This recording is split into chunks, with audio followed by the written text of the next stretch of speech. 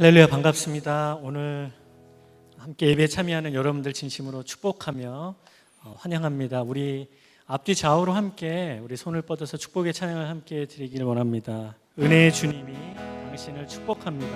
또 온라인으로 예배드리는 여러분들 진심으로 함께 축복합니다. 우리 다 함께 일어나셔서 우리 축복의 찬양을 할까요?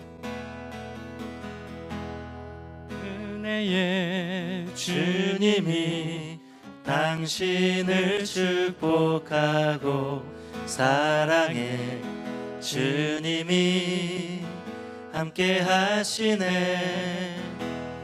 은혜의 주님이 당신을 축복하고 사랑의 주님이 함께 하시네.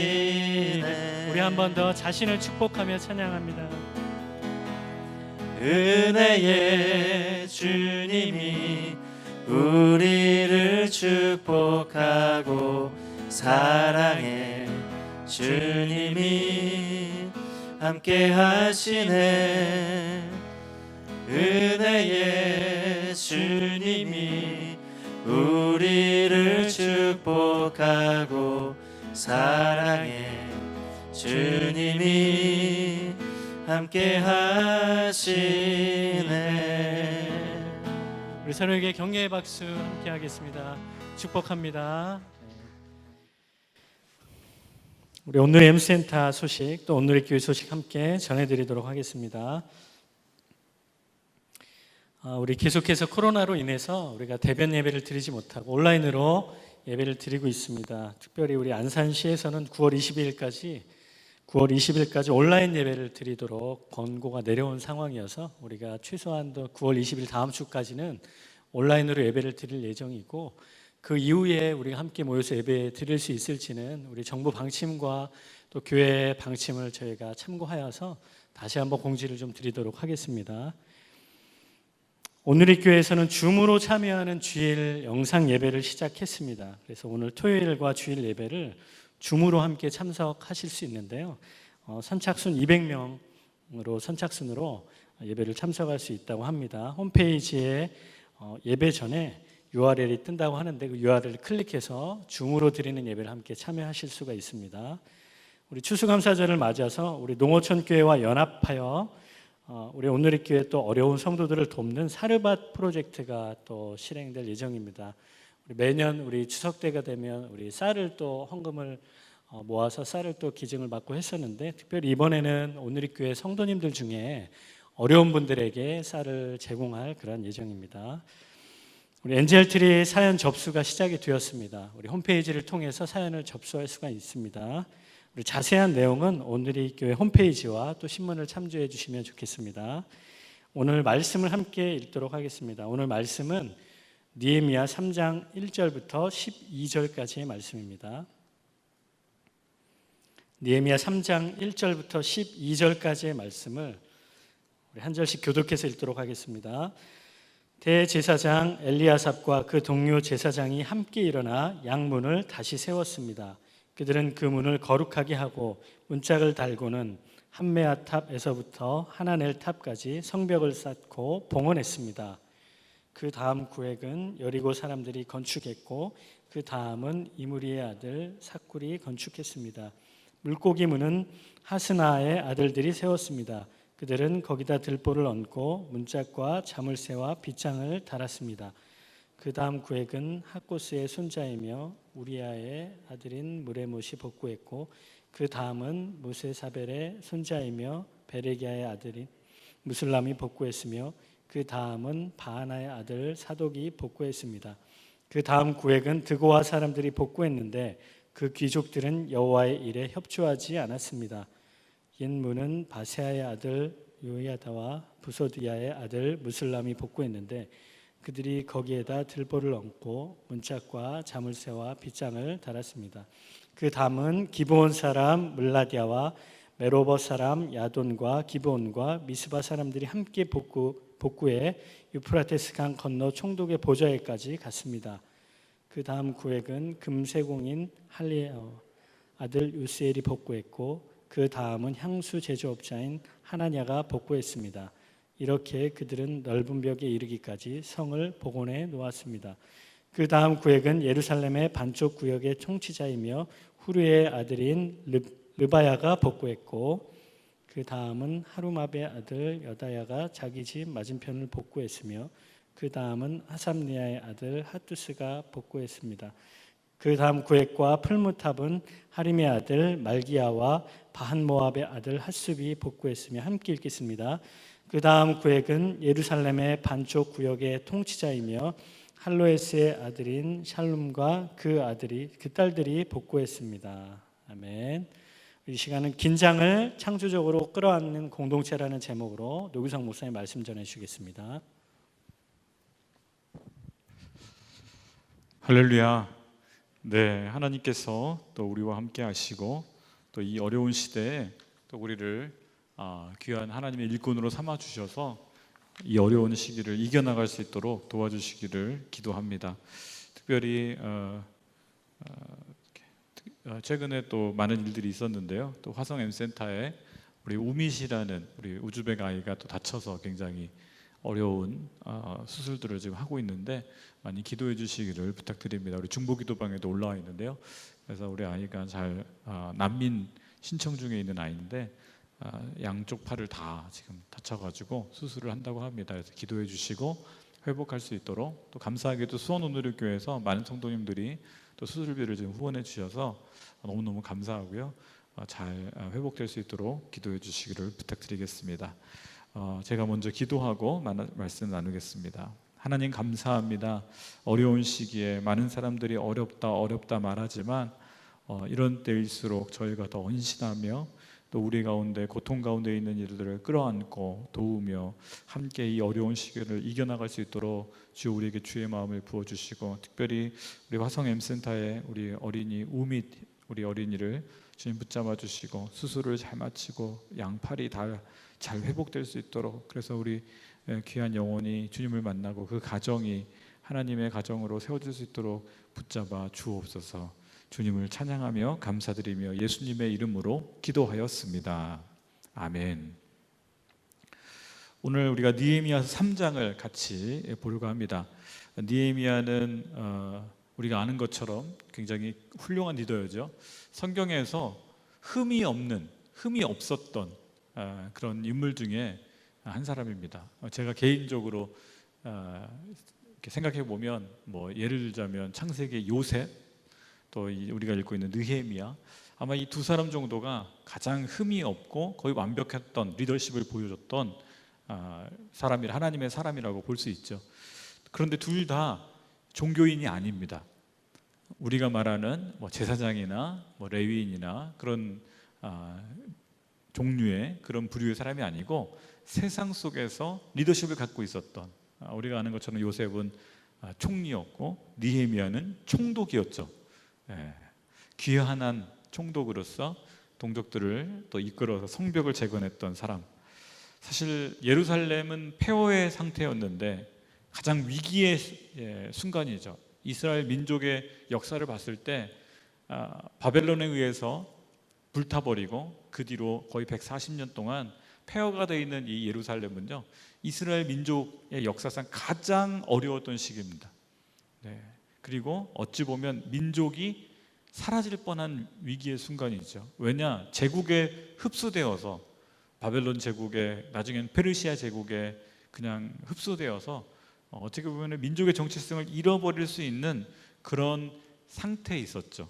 그럼에도 불구하고 하나님은 이렇게 믿음의 사람, 믿음의 리더를 통해서 이스라엘 민족, 유대 민족 공동체를 살려내는, 공동체가 이 예루살렘 회복이라는, 무너진 성벽을 재건한다는 이 비전 아래 공동체가 하나 될 수 있도록 묶어내는 그 역할을 하게 하죠.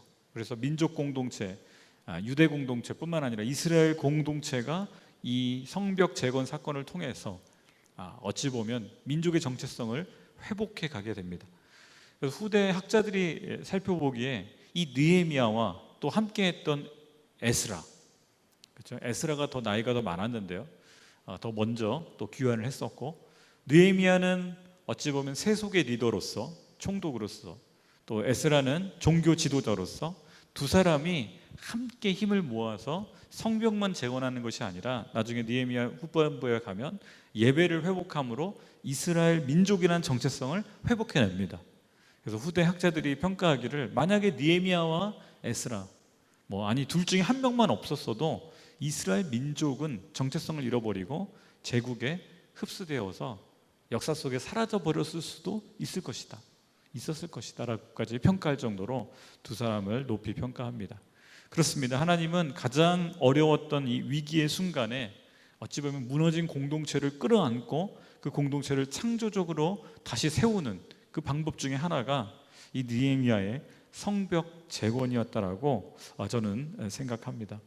오늘 1절 말씀을 같이 한번 보기를 원하는데요. 1절 이렇게 말씀이 기록되어 있죠. 대제사장 엘리야십과 그 동료 제사장이 함께 일어나 양문을 다시 세웠습니다. 그들은 그 문을 거룩하게 하고 문짝을 달고는 한메아 탑에서부터 하나넬 탑까지 성벽을 쌓고 봉헌했습니다. 제가 이 1절을 보면서 오늘 느헤미야의 성벽 재건의 첫 시작이 누구로부터 시작되는가? 대제사장 엘리야십으로부터 시작됐다라는 사실을 발견하게 됩니다. 그 당시에 느헤미야가 함께 할 수 있었던 사람들이 적지 않았을 거예요. 같이 왔던 사람들이 있었을 것이고, 본인 이름을 먼저 기록할 수도 있었죠. 나 느헤미야는 어디 성벽을 내가 책임지고 어떻게 보면은 재산을 들여서 재건했다라고도 기록할 수 있었을 거예요. 근데 자기 이름을 먼저 내세우지 않습니다. 그리고 누구의 이름이 제일 먼저 나오는가? 대제사장 엘리야십.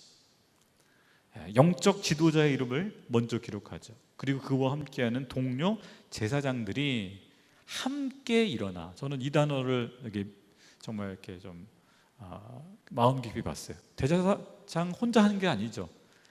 함께 일어나. 이게 공동체 아니겠습니까? 나 혼자 열심히 해가지고 나 혼자 하면 어떻게 돼요? 내가 한 거죠. 그런데 엘리야십이 혼자 한 게 아니죠. 제사장들과 함께 일어나 어떤 걸 세웁니까? 양문을 다시 세웠습니다. 다시 세웠다라는 건 무너졌다는 얘기죠. 무너졌던 성문을 다시 세웁니다. 저는 이 3장 전체, 오늘 사실은 너무 길어가지고 32절까지 읽지 못하고 12절까지만 읽었는데 이 3장 전체를 보면은요 다 사람들의 이름이에요. 그리고 구역의 이름이 나와요. 어느 구역을 지었고. 근데 대부분에 보면은 자기 살고 있는 앞부분, 그러니까 우리 집 앞에 있는 성벽을 많이 재건해요. 자기 거주지의 앞에 성벽을 또는 자기 거주지 옆에 있는 성문을 재건했다. 대부분의 리더들은요 자기 살고 있는 바로 앞부분. 그런데 오늘 엘리야십과 제사장들은요 자기가 살고 있는 구역이 아니라 특별한 구역을 시작을 해요. 그게 어딘가? 양문으로부터 시작돼요. 3장의 1절이 양문 재건으로부터 시작되는데요. 3장의 마지막 절인 32절은 어디로 마무리가 되는가? 이렇게 마무리됩니다. 성 모퉁이 다락방 양문 사이는 금세 공인들과 상인들이 복구했습니다. 그래서 양문으로 시작돼서 양문으로 끝나더라고요. 그런 얘기는 뭡니까? 한 바퀴 돌았다는 거죠. 성벽을 양문으로부터 시작해가지고 그 다음 문, 그 문과 문 사이에 성벽들 그래서 한 바퀴 다 돌아서 마지막에 32절에 보면 양문 사이는 금세공사들과 상인들이 복구했습니다. 그래서 양문으로부터 시작해서 양문으로 도는 이야기가 이 3장 전체의 이야기입니다. 저는 읽어보다가 이런 의문점이 들었어요. 아니 대제사장이나 이 제사장도 자기 집 앞에 성벽을 지어도 회복해도 되는데 왜 하필 양문을 지었을까? 양문을 맡았을까? 문들도 되게 많았거든요. 북문도 있고 여러 가지 문들이 있는데 왜 하필 양문을 다시 세우는 것을 이 종교 지도자들이 맡았을까? 그런 묵상하다가 찾아보다 보니까 이런 것을 알게 됐어요. 바로 양문이 예루살렘 성전에 붙어 있는 문 중에 하나인데요. 그 양문이 무슨가? 양들이 지나가서 양문이에요. 문이 양쪽으로 열려서 양문이 아니고 양이 지나가는 문. 그 양들은 어디에 쓰였을까요? 쉽게 상상이 가죠. 바로 예루살렘 성전의 제물로서, 그렇죠? 어린 양의 보혈을 흘려서 백성들이 죄 사함을 받잖아요. 바로 그 제물인 거죠. 그래서 어찌 보면 하나님께 드려지는 모든 그 양이나 그 제물들이 다 어느 문으로 들어오는가? 다른 문으로 들어오는 게 아니라 이 양문으로 들어와요. 그래서 하나님께 드려지는 첫 번째 문이 뭐예요? 양문인 거죠. 그래서 상징적으로 다른 문들이 아니라 이 성전에 들어가는 모든 예물이 통과하는 이 문을 제사장들이 맡아서 제일 먼저 작업을 시작하는 것이죠. 그 양문이 지금도 이스라엘에 있습니다. 예루살렘 가시면은요, 그 양문에는 이름이 여러 개가 붙어 있어요. 흥미롭게도 양문의 또 다른 이름은 사자문입니다. 왜 사자문인가? 나중에 후대 때 그 양의 문이라고 불리는 그 문에다가요, 그 돌로 장식을 붙여놨는데 그 오스만 제국 시대 때 거기다가 사자를 이렇게 새겨가지고 2마리를 붙여놨어요. 그래서 성경 시대 때는 양문이라고 불렸는데 후대에는 양문이 사자문이 됐죠. 그래서 요즘은 라이언 게이트라고 불리기도 하고요. 또 그 문을 또 다른 이름으로 부르는데 스테반의 문이라고도 부릅니다. 성지순례 가보면 그 가이드 하시는 현지 선교사님들이 그 문을 설명을 한참 해요. 이게 옛날에 느헤미야 시대 때는 양문으로 불렸고, 그런데 나중에 후대에는 스테반의 문으로 불렸고, 더 후대에는 사자문으로 불렸습니다. 문 하나 갖고 이름이 시대마다 달라지는데 왜 스테반의 문이었을까요? 바로 스테반이 그 문 바로 앞에서 순교당하기 때문에 그렇습니다. 스테반 집사님이. 그래서 그 문에 사연이 많아요. 그러다 보니까 이 대제사장 엘리야십과 동료들이 지었던 문은 이름이 여러 개였죠. 그럼 특별히 느헤미야 시대 때 문의 이름이 뭐였는가? 양문이었어요. 그런데 저는 이걸 묵상하다가 이런 생각이 들었어요. 예수님이 자신을 표현하실 때 뭐라고 표현하는가? 나는 양의 문이다. 나를 통과해서 들어가는 자가 아닌 다른 데로 넘어가는 자는 뭐다? 강도다. 나를 통과해서 가는 자만이 하나님 앞에 나갈 수 있다. 예수님은 본인을 내 양떼라고 말하시죠. 하나님은 자신을 양의 문이라고 표현해요. 상징적인 것 같아요. 그래서 아마 엘리야십과 또 제사장들이 지었던 양의 문은요, 이스라엘의 처음이자 끝을 상징하고 또한 동시에 영적으로 보자면 예수님을 상징하죠. 그렇게 볼 수가 있습니다. 어찌됐든 종교 지도자들의 헌신이 다른 지도자들 또 다른 백성들의 헌신을 이끌어냅니다. 이게 중요해요. 우리 오늘 한국교회에 있어서 저는 안타까움 중에 하나는 이건 것 같아요. 우리 종교 지도자들, 특히 목회자들의 헌신이 과연 있는가? 오늘날 한국교회를 무너뜨리는 건 새가족들이 아니세요. 성도님들이 아니세요. 오늘날 한국교회를 무너뜨리는 건 부끄럽지만 저를 포함한 목회자들이에요. 왜요? 우리가 이익을 따라가기 때문에, 우리가 명예를 따라가기 때문에, 우리가 권력을 따라가기 때문에. 느헤미야 시대 때 52일 만에 성벽이 완공될 수 있었던 중요한 요인 중에 하나는요, 엘리야십, 대제사장 엘리야십을 비롯한 종교 지도자들의 헌신이 먼저 있었다는 거예요. 그들의 헌신의 모습을 보고 다른 이들이 따라간 거예요. 느헤미야 혼자의 힘으로는 할 수가 없습니다. 정치 지도자 혼자 힘으로는 할 수가 없어요. 엘리야십이나 나중에 등장하는 에스라 같은, 그렇죠? 학사 에스라, 제사장 에스라 같은 사람들의 헌신이 없었다면 이 성전 또 성벽의 재건은 일어날 수가 없었죠. 오늘 한국교회에게 필요한 건 뭔가? 고백하건대 우리 목회자들의 헌신이 필요합니다. 더 많은 사람을 모아서 내 세를 과시하거나 정치적 영향력을 발휘하는 그런 헌신이 아니에요. 세습을 통해서 자기 가정과 가문이 기득권을 누리는 그런 형태 아니에요. 우리가 더 낮은 곳으로 내려가는 모습, 목회자들이 먼저 무릎 꿇고 기도하는 모습, 다른 일들보다 먼저 굳은 일을 하며 가난하고 아파하는 이들의 눈물을 함께 닦아주며 같이 아파하는 모습. 저 자신도 이것을 묵상하다 참 부끄러움이 많았어요. 나는 과연 그렇게 사는가? 다른 이들에게 그걸 요구하기 전에, 다른 목회자들에게 요구하기 전에 나는 그렇게 사는가? 다시 한번 제 자신에게 재혼신이 필요함을 고백하게 됩니다. 처음 전도사로, 또 처음 선교사로 발을 내디딜 때 저는 남들보다 더 어려운 곳에 가려고, 남들이 안 가고 싶어하는 곳 가겠다고, 그것이 솔선수범 아니냐. 제가 선교제 갈 때 저희 부모님이 처음에 말리셨어요. 왜 네가 거길 가려고 그러냐. 제가 그런 얘기를 했어요. 아니, 우리 목회자들이 청년들 보고 선교하러 가라고 얘기하는데 목회자들이 선교지를 안 갑니다. 선교사 헌신을 합니다. 안 합니다. 저라도 해야 되지 않겠습니까? 그래야 제가 담당하고 있는 청년들이 저를 따라 선교지 가지 않겠습니까? 20년 전에는 그렇게 말했는데 요즘은 그렇게 제가 말을 못하고 있는 것 같아요. 제가 좀 부끄러움이 요즘 들었어요. 다시 제 안에 엘리야십 같이 먼저 헌신해서 양의 문을 다시 세워야겠다. 예수 그리스도의 문, 구원의 문, 다른 사람에게 하라고 아니라 내가 다시 일어나, 혼자서는 못하겠죠. 동료 우리 제사장들과 함께, 동료 사역자들과 함께 다시 함께 일어나 양의 문을 다시 세우는 저와 여러분 되시기를 축복합니다. 오늘 그 문을 거룩하게 하고 문짝을 달고, 근데 맨 마지막 표현이 저는 눈에 확 들어왔어요. 1절의 마지막에 성벽을 쌓고 봉헌했습니다라고 기록하고 있어요. 다른 데는 보면은요, 2절에 보십시오. 2절의 끝에는요, 건축했습니다로 끝납니다. 다른 단어에서는 복구했습니다라는 단어들이 나옵니다. 8절 같은 경우에는요, 성을 복원해 놓았습니다. 10절에도 복구했습니다.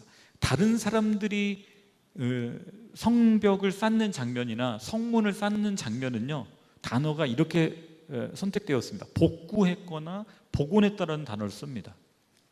그런데 흥미롭게도 1절에서 유일하게 제사장들이 세웠던 양의 문을 하고는 그 양의 문과 성벽을 뭐라고 말하고 있냐면 하나님께 봉헌했다라고 기록하고 있어요. 복구했다라고 기록하지 않고. 저는 이 부분이 중요하다고 생각합니다.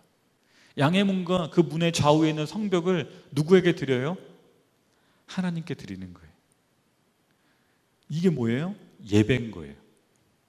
복구하는 거는 그냥 일이에요. 사역이에요.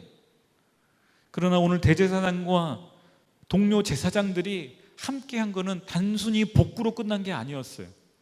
구원의 문, 하나님께 드려지는 첫 번째 모든 제물이 통과하는 양의 문을 누구에게 드려요? 하나님께 드리는 거예요. 그것의 상징적인 의미는 뭐냐?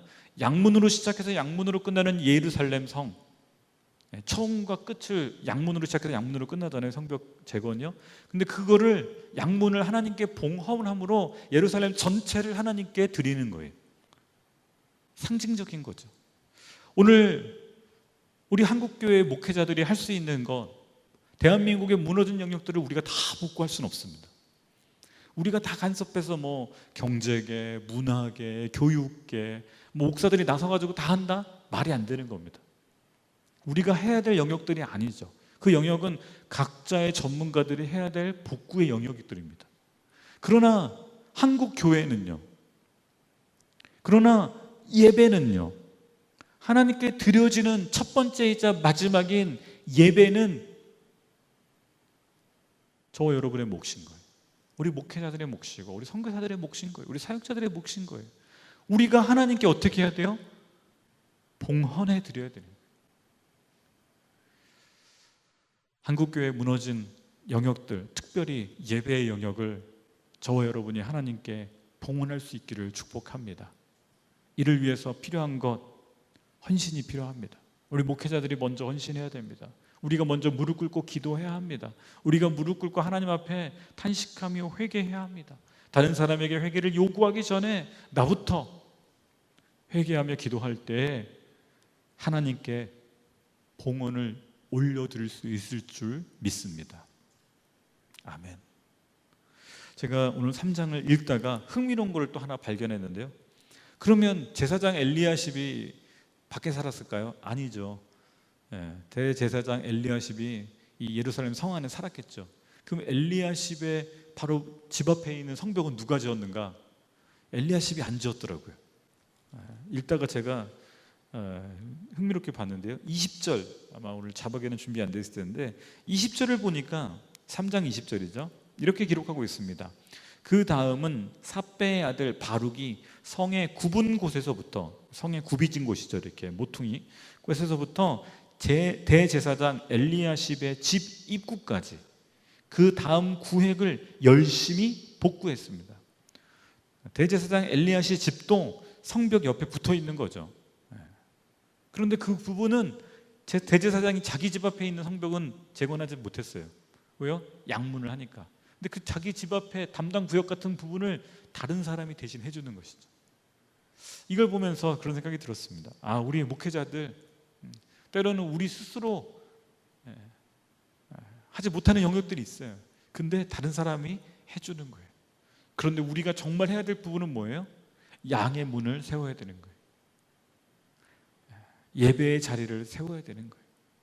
경제적인 부분, 교육의 부분, 다른 부분 우리가 못할지라도 다른 사람이 해줄 겁니다.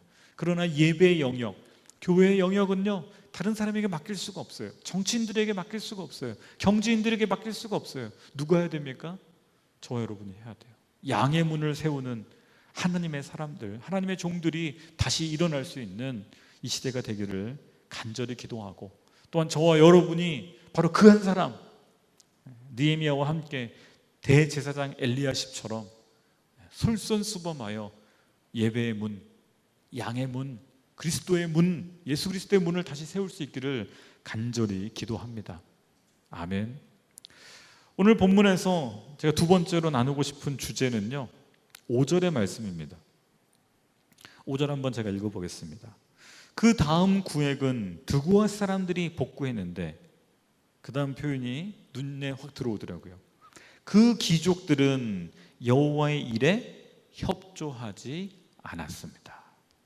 흥미롭게도 3장 전체는요, 협조한 일들만 기록하고 있어요. 네. 누구는 자기 집 앞에 어떤 성벽을 재건했고, 누구는 성문을 재건했고, 누구 리더는 어디 망대를 기록하고, 다 협조한 얘기들만 있는데, 흥미롭게도 5절에 딱 한 줄이지만, 한 줄도 아니죠, 반줄이죠, 반줄. 반줄에는요, 느헤미야의 이 뭐라고 표현해야 되나, 감정이 실려 있는 것 같아요. 그 귀족들은 여호와의 일에 협조하지 않았습니다. 이게 느헤미야의 일이 아니에요. 성벽 재건을 어떻게 표현하고 있는가? 여호와의 일이라고 표현하고 있어요. 성전 재건을 여호와의 일이라고 하면 우리는 되게 익숙해요. 성전은 하나님의 것이니까. 근데 성벽 재건을 느헤미야는 뭐라고 표현하고 있어요?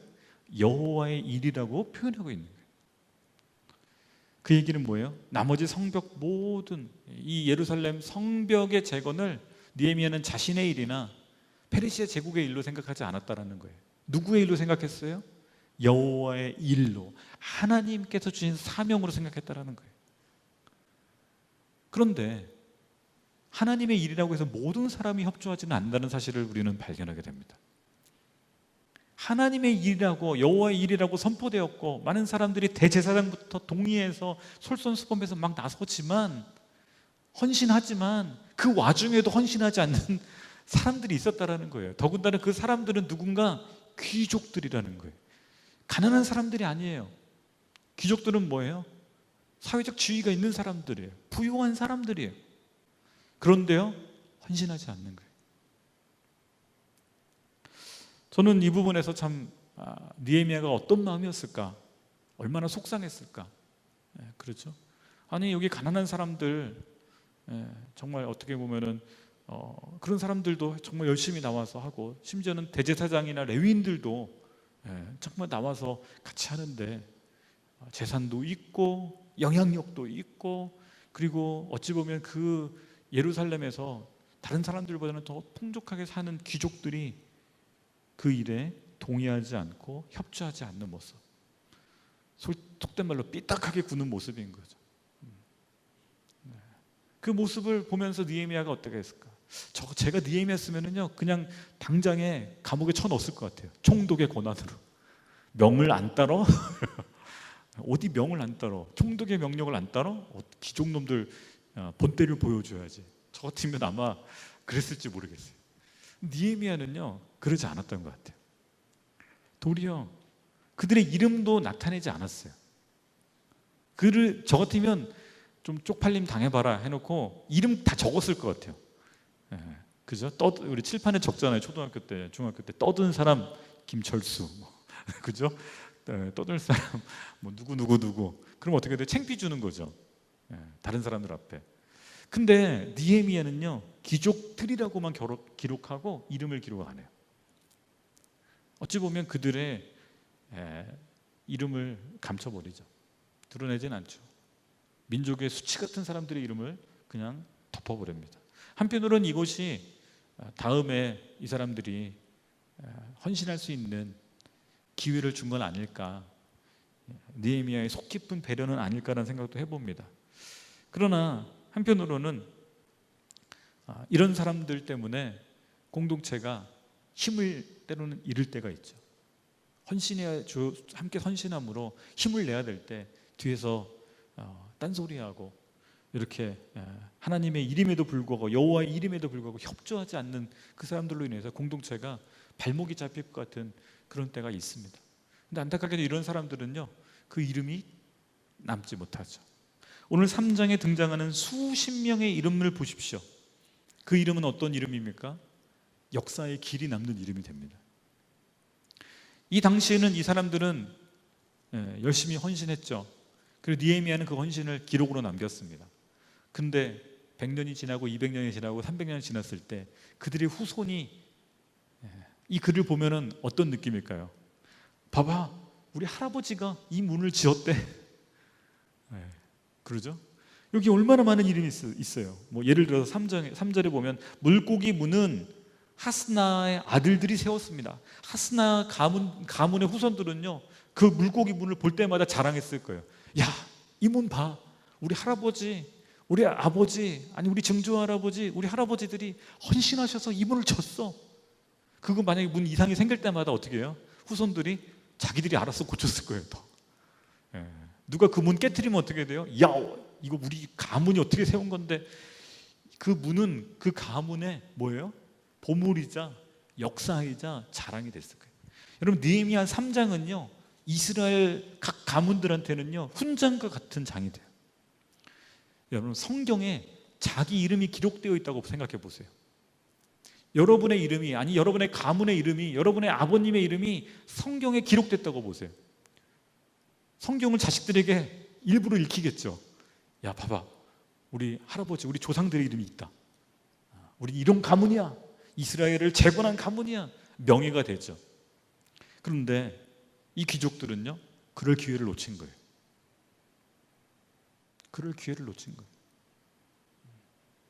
다행히 느헤미야가 이름을 안 적어서 수치는 좀 면할 수 있었지만, 여러분 귀족이 리더는 아니에요.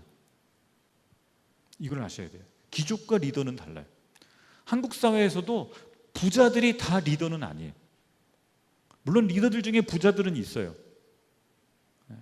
그런데 누가 리더인가? 여러분 특권만 누리는 사람은 귀족이에요. 특권을 누릴 수 있는 사람은 귀족이에요. 그런데 책임을 회피하는 사람은 리더가 될 수가 없습니다. 우리가 잘 아는 것처럼 노블리스 오블리자라는 표현이 있죠. 저는 역사를 굉장히 좋아합니다. 강대국의 역사들을 살펴보면서 왜 강대국들이 강대국이 되었는가, 공통점이 하나 있어요. 그건 뭐냐, 리더들이 헌신했어요. 책임을 회피하지 않았어요. 지금 20세기, 21세기 최대 강국은 미국이죠. 제가 6.25 전쟁 이렇게 보다가 깜짝 놀란 것 중에 하나가 6.25 전쟁 그 당시에 대통령이 미국의 아이젠하워 대통령이었습니다. 여러분 아빠가 대통령에 당선되면 그 자식은 군대를 갈까요, 안 갈 거예요? 미국은 우리처럼 징병제가 아니잖아요. 모병제죠. 지원해야 가는 거예요. 아버지가 미국 대통령이면 자식은 군대를 갈까요, 안 갈까요? 여러분이 만약에 여러분 아버지가 대통령이면 여러분 군대 가겠습니까, 안 가겠습니까? 옛날에 그런 표현이 있죠. 신의 아들. 장군의 아들, 뭐 약간 우스갯소리로 그렇게 있어요. 서민의 아들. 서민의 아들은 최전방에 가고 장군의 아들은 저기 후방에 가고 신의 아들은 면제당한다. 대통령 아들 정도 되면 이제 면제되는 거죠. 근데 미국의 대통령 아이젠하워의 아들은 한국 전쟁에 참여를 했대요. 참전을 했대요. 아버지가 대통령에 당선됐는데 아들 보고 가지 마라. 아들은 아니다. 우리 미국 군인들이 전쟁하고 있는데 내가 가야 되지 않겠냐. 아버지가 대통령 당선됐는데 자식을 한국 전쟁에 참전시켰대요. 상상이 가십니까? 그리고 더 놀라운 것은 미국 장군들 중에 거의 142명의 장군의 아들들이 한국 전쟁에 참여를 했다는 거예요. 우리 같으면 장군들이 자기 아들을 전전에 안 보낼 것 같잖아요. 근데 미군 장군들은 자신의 아들들을 전방에 보냈다는 거예요.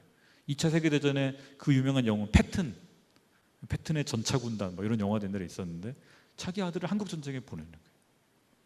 미국이 강대국이 된 것 중에 중요한 요소는요, 바로 맨파워예요. 리더들이 자신의 자녀들을 전쟁터에 앞서 보내는 거예요. 그리고 거기서 전사하는 거예요. 그 피기의 헌신이 있었기에 강대국이 되는 거예요. 여러분, 중국은 어떨까요? 저는 중국도 어떻게 중국이 강대국이 됐을까? 마찬가지예요. 물론 아닌 부분도 있어요. 한국 전쟁 때 중국의 모택동, 마오쩌둥 자신의 아들을 한국 전쟁에 참전시켰어요. 그리고 전사했어요. 아들의 시신을 찾지 말라고 그랬대요. 여러분, 영국은요? 영국은 왕자들이 전투 헬기를 몰고 아프간 전쟁에 참여를 하더라고요. 왕자들이 뒤에서 왕궁에서 왕자 노릇하는 게 아니라 너무 제가 거기에 도전을 받았어요. 직접 전투 헬기를 몰고 아프간 전쟁에 참여를 하는 거예요. 그렇기 때문에 강대국이 되는 거예요. 오늘 대한민국에게는 이런 리더들이 필요합니다. 아니, 우리 국민들이 리더를 뽑을 때 귀족들을 리더로 뽑아서는 안 돼요. 리더를 리더로 뽑아야 돼요. 본인이 헌신해서. 우리 한국은 특히 군대가 되게 민감하죠. 군대 안 갔다 온 부분을 리더로 뽑으면 안 돼요. 자녀를 군대를 안 보내고 면제시키는 분을 국회의원으로서 뽑아서는 안 돼요. 특권은 누리지만 헌신하지 않는 그 리더, 그런 귀족을, 그런 부자들을 리더로 세우면 안 돼요. 그럼 부자일지라도 헌신하는 사람이 있으면 리더로 세워야 돼요. 부자들인데 자기의 자녀를 전쟁터에 내보내는 거예요. 군대에 보내는 거예요. 최전선에 보내는 거예요. 그런 사람들은 리더감이에요. 부자라고 다 나쁜 사람들이 아니에요. 그렇게 여기면 공산주의가 되는 거죠. 노블리스 오블리제. 여러분, 한국에는 지금 귀족들이 필요한 게 아니에요. 리더가 필요해요. 니에미야처럼 자신의 모든 특권을 내려놓고 어려운 오지로 갈 수 있는 사람, 아이젠하워나 그 아들처럼 전쟁터에 자신의 아들을 보낼 수 있는 사람, 모태똑처럼 자신의 아들을 전쟁터에서 잃어버려도 시체를 찾지 말라고 말할 수 있는, 아버지의 눈물을 삼키고 국가를 위해서 헌신할 수 있는 사람이 대한민국에 필요해요. 그럴 때 우리 대한민국의 미래가 있고 대한민국은 세계적인 강국이 될 수 있다고 믿습니다. 교회에서 그렇게 가르쳐야 돼요. 우리 목회자들이 그런 모습을 보여줘야 돼요. 우리의 자녀들에게 특권을 물려주는 것이 아니라 거룩한 책임을 물려줘야 돼요. 목회자 자녀들을 군대 최전선에 보내야 돼요. 할렐루야. 저희 아들부터 보내야 될 것 같아요. 저희 아들한테도 계속 얘기해요. 넌 군대 가야 된다. 너희 할아버지도 군대 갔었고 아빠도 군대 갔었고 우리는 군대를 회피할 수 없다. 군대는 우리의 특권이다. 할렐루야. 저희 아들 하민이가 대학보다 군대를 더 먼저 염려를 해요. 가야 됩니다. 보내야 됩니다. 할렐루야. 그래야 리더로 성장하게 됩니다. 마지막으로 우리 3장 전체를 보면은요, 수많은 사람들의 이름이 등장을 해요. 제가 보면서 깜짝깜짝 놀라는 게 2절 한번 보십시오. 2절. 다음 구역은 여리고 사람들이 건축했습니다. 아니, 여리고는요 다른 성이거든요. 예루살렘에 사는 사람들이 아니에요. 근데 여리고 사람들이 올라와 가지고 성벽을 건축했대요. 5절에 보니까 그 다음 구역은 드고아 사람들이 졌대요. 아니, 드고아 사람들도 다른 성읍이에요. 예루살렘 사람들이 아니에요. 7절에 보니까 기브온 사람들, 기브온 사람들도 저 먼 동네 사는 사람들인데요, 와서 성벽을 짓는 거예요. 깜짝 놀랐어요. 7절에도 보면 미스바 사람들, 이 동네 사람들도 예루살렘 근처가 아니에요. 좀 거리가 있어요. 베들레헴보다 더 멀리 있는 동네예요. 예루살렘 성벽을 건축하는데 예루살렘 사람들만 지었던 게 아니에요. 이스라엘 모든 민족 공동체가 힘을 모으는 거예요. 생각해 보세요. 여리고 사람들, 드구아 사람들, 기브온 사람들도 소식을 듣고 우리도 우리 고향, 우리 영적인 고향 예루살렘, 우리 신앙의 중심 예루살렘 성벽을 짓는데 나도 돕겠습니다. 여러분, 예루살렘 성벽은요, 느헤미야 한 사람을 통해서 지어진 게 아니에요.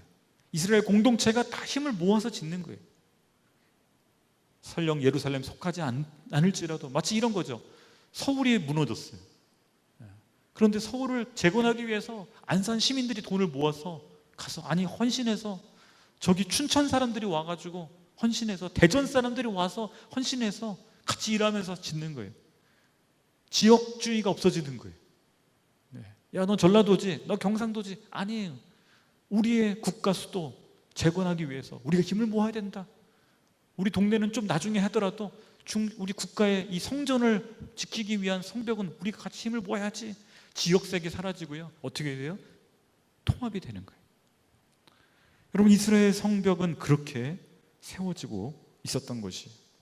또 직업도 여러 차례 기록되어 있는데요, 우리 8절에 보니까 금세공인들, 그죠? 금세공인은 여러 번 등장하더라고요. 8절에도 있고요, 31절에도 금세공인 말기야, 32절에도 또 기록해요. 금세공인들. 또 향수 제조업자, 8절에 보니까 향수 제조업자인 하나냐가, 왜냐하면 느헤미야의 동생 이름도 하나냐거든요. 이름이 똑같은 거예요. 동명이인이니까 좀 구분하기 위해서라도 직업을 명기를 한 것 같아요. 근데 향수 만드는 사람, 그렇죠? 장사하는 사람이죠. 또 예루살렘 통치자, 절반의 통치자, 우리로 얘기하면 구청장 정도 되는 분인 거죠. 구청장, 또 그 총장의 딸들 이름 기록해요. 심지어는요, 문지기, 29절에 보면 문지기도 등장해요. 직업들, 레위인도 등장하고요, 상인도 등장하고요. 한마디로 예루살렘 성벽을 재건함에 있어서 특정인들만이 했던 것이 아니라 다양한 직업의 사람들, 제사장들, 레위인들, 문지기들, 상인들, 향수 제조업자, 금세공인, 다른 동네 사람들, 한마디로 함께 모여서 한 거예요. 13절이 저는 좀 눈에 확 들어왔었는데요, 우리 12절까지만 읽었었는데 13절을 보면 골짜기 문은 한운과 사노아 주민이 복구했는데 거기에다가 그들이 문을 다시 세우고 문짝과 자물쇠와 빗장을 달았습니다. 근데 그 다음 구절이 되게 흥미로웠어요. 그들은 또한 거름문은요, 이게 되게 우리말 성경이 우아하게 써놨어요. 거름문.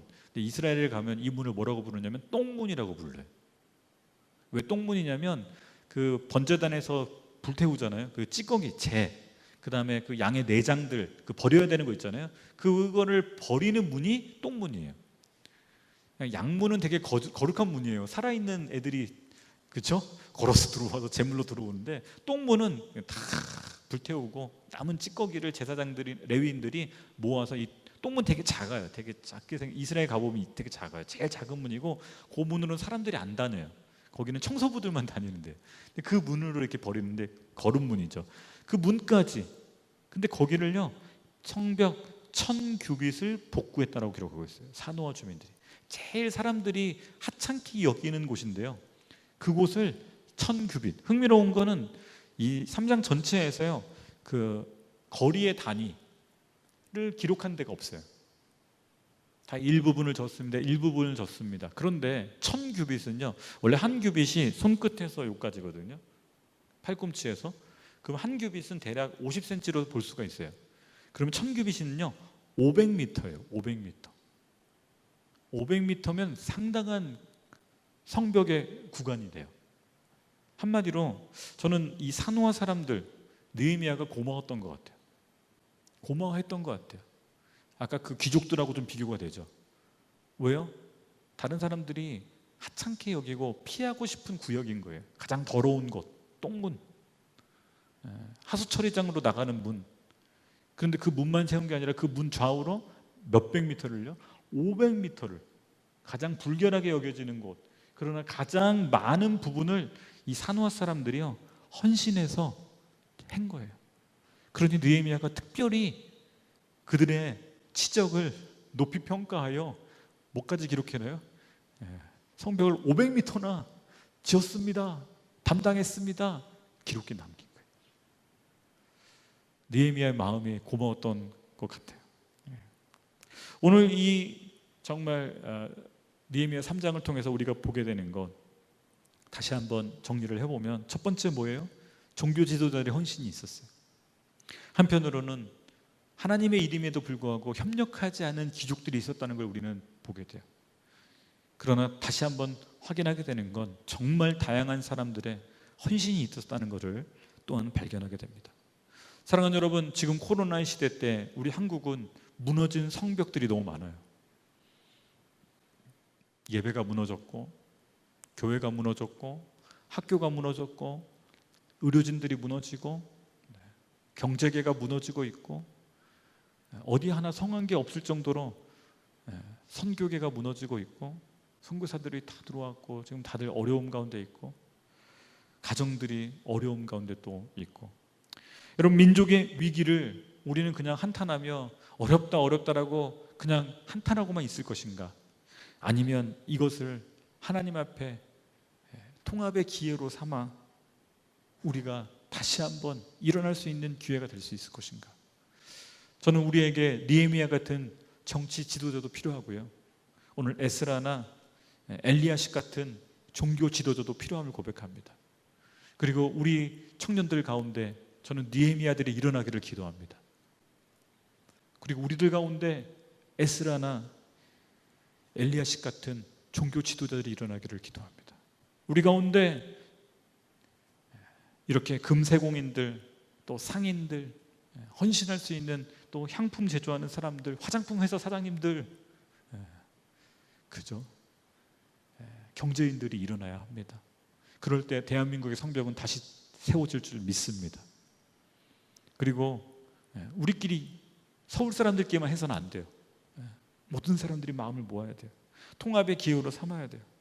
여러분, 남과 북이 하나가 되고, 중국 동포들과 러시아 동포들, 제일 동포들, 제미 동포들까지 하나로 묶을 수 있는 대한민국이 되기 위해서 오늘 우리에게 헌신하는, 특권을 누리는 귀족들이 아니라 헌신하는 리더들을 우리가 세우고 격려하고 함께 한다면 이 위기를 창조적인 기회로, 공동체가 다시 일어날 수 있는 창조적인 기회로 만들 수 있을 줄 믿습니다. 축복합니다. 저와 여러분이 바로 그 한 사람이 되기를 축복하고요, 우리의 자녀들이 그런 리더들로 성장할 수 있도록 우리가 또한 말씀으로 가르치고 세워줄 수 있기를 축복합니다. 같이 기도하겠습니다. 위기의 때를 정말 헌신함으로 창조적으로 그 위기를 끌어안고 민족의 통합을 이루어내는 느헤미야와 에스라, 그리고 엘리야식 같은 우리 헌신된 하나님의 사람들을 이야기를 봅니다. 주님, 우리 대한민국에도 이런 리더들이 필요합니다. 주님, 세워 주옵소서, 일으켜 주옵소서. 하나님의 사람들을 일으켜 주어서 이 위기를 기회로 삼아 대한민국이 더 큰 대한민국, 하나님이 쓰시는 세계 선교를 위해서, 아니 통일 시대를 넘어서 아시아를 섬기고 세계를 섬기는, 사람을 살리고 영혼을 살리는 대한민국으로 주님 우리를 변화시켜 주시고 무너진 성벽들이 회복되어지게 하여 주옵소서. 이를 통해 홀로 영광 받으실 예수 그리스도의 이름으로 기도하였습니다.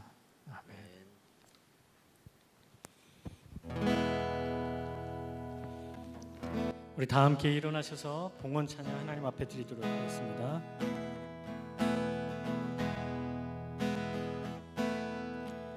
주 선한 능력으로 안으시네, 그 크신 팔로 날 붙드시네. 절망 속에도 흔들리지 사랑하는 주 얼굴 구하리. 주님이 마신 고난을 쓴 잔을 우리도 감사하며 받으리. 주님의 남은 고난 채워가며 예수와 복음 위에 살리라. 선한 능력으로 일어서리. 주만 의지하리 믿음으로.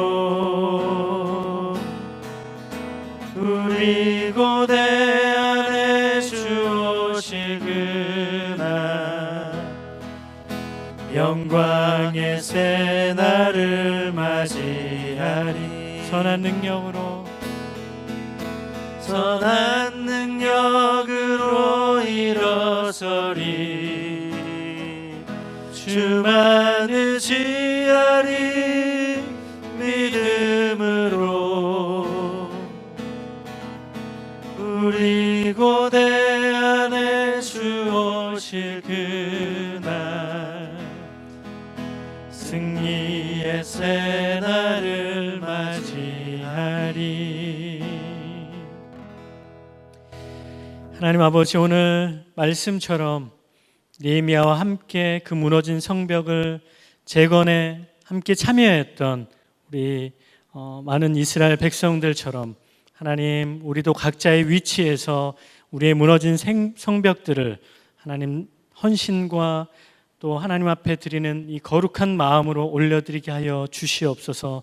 하나님, 오늘 드려진 이 예물을 받아주시고 특별히 우리의 모든 삶의 영역에서 날마다 하나님 앞에 우리의 삶을 예배로 올려드리는 우리의 귀한 삶들이 되게 하여 주시옵소서.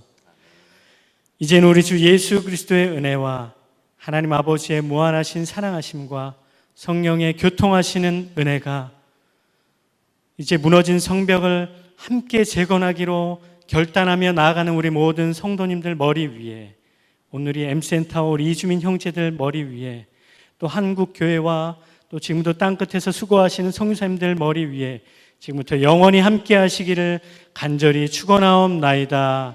아멘.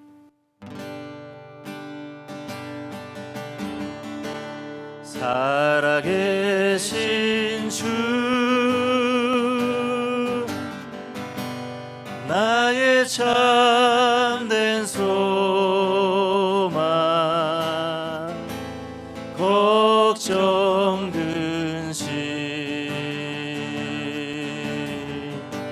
전혀 없네.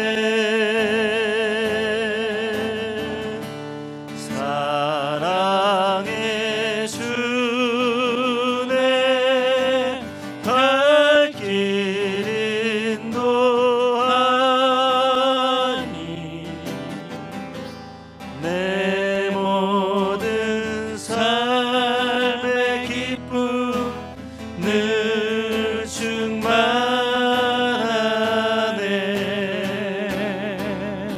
우리 하나님 앞에 영광의 박수 올리겠습니다. 모든 예배를 마쳤습니다.